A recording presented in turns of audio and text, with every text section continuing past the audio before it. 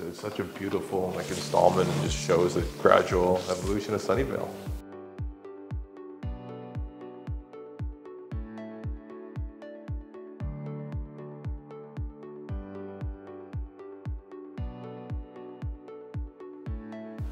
Today, we're diving into the rich history of Sunnyvale, California.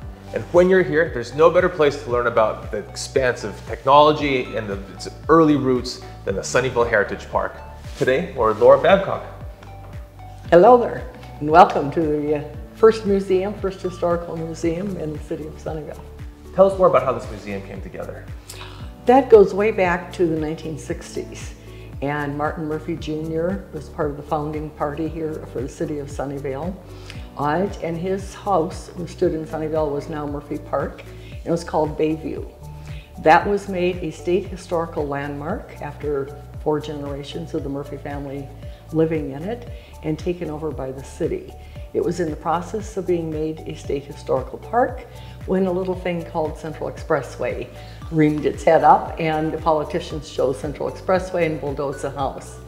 And so the museum came about as a 57-year dream of rebuilding the Murphy house and telling its important story.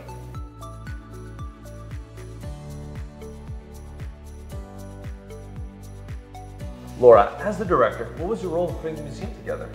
Long before I became the director, I was the naive person who accepted the challenge of trying to build the first museum. It took me 5.5 years to raise the $3 million to do construction and then to put in all of the exhibits as you see them today. And we opened in 2008, but we continue to add exhibits as new stories come in, as new items come in, or highlighting different things at different parts of the year. So Laura, being nonprofit and fully ran by volunteers, could you tell us more about it? Yes, we're an all-volunteer organization, including myself and everyone else who volunteers here.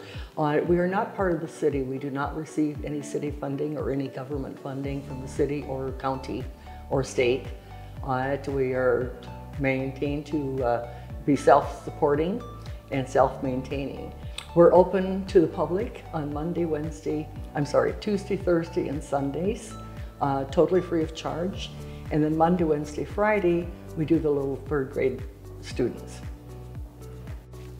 What are 3 fun things someone wouldn't know coming to the Sunnyvale Heritage Park Museum? First one is clearly this mural room where we're sitting right now.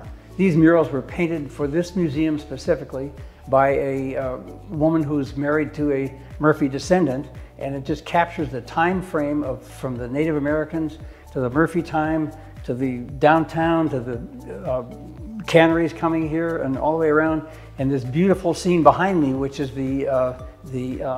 what this valley looked like from about 1890 up to 1945, just a sea of blossoms in the springtime. The second thing that people generally don't know about is Mr. Crossman, who actually purchased 200 acres of downtown Sunnyvale from the Murphys and decided to make a real town out of Sunnyvale. So he went up to San Francisco after the '06 earthquake, and he convinced businesses to move down here. And the businesses were the Hendy Iron Works, which you can see going over Fair Oaks, going over the railroad tracks, the big industrial buildings on the left, and the Del Monte and Libby canneries, which were just a huge part of Sunnyvale history. The third one is the Murphy family, which, people know about Murphy Street, but they don't generally know about the Murphy family and the spectacular people who were raised as Irish farmers and came to the United States and came to California on a terrific transcontinental, they were the first people ever to get wagons into California.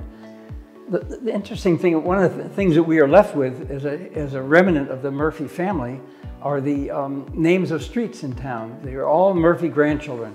Evelyn Avenue, Maud Avenue, Arquez Avenue, Mary and Matilda were the twins of Elizabeth Yuba Murphy many years ago.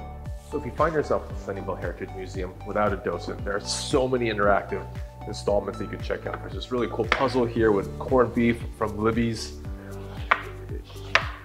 I think it's awesome if you're here with kids, they can play with it and kind of put the puzzle back together.